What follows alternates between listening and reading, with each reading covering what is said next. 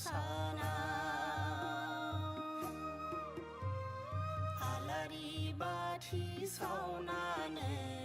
बिबार बावथाय होनानै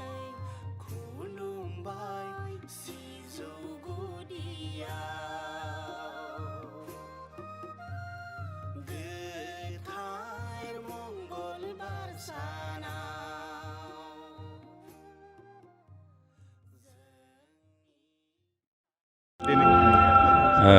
दिनै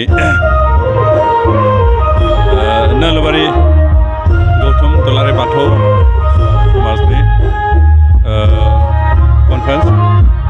बेनिनो दिनैनि जोबथा सान आरो बे जोबथा सानखालि नुजाथिनायनि गाहाम मोनदों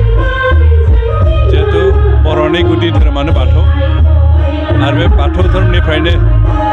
बर'नि रोखा सिनायथिया बेरखांदों बर'नि हारिमुवा बेनिफ्राय जोनोम जादों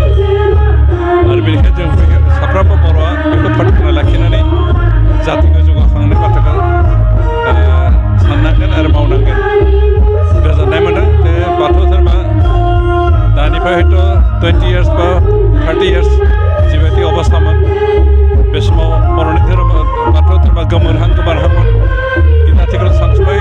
माखासे फिलसफारफोरनि नाजानाय हास्थायनायाव बे धोरोमा जथेस्थ' डेभेलप जाबाय मोनसे सिस्टेमाव फैबाय आरो बेखौ मोनसे सिस्टेमाव लाबोनानै दिनै बर' समाजाव बर' जातिनि गेजेराव मोनसे गोगोम खालामनो हाबाय आरो बे जोंनि थाखाय जातिखौ जौगाखांनाय मोनसे मोजां लैखोन आं आसा खालामदों जे दुलाराय बर' बाथौ धोरोमारिफोरल' नङा गुबुन गुबुन धोरोमनि सिबिग्राफोराबो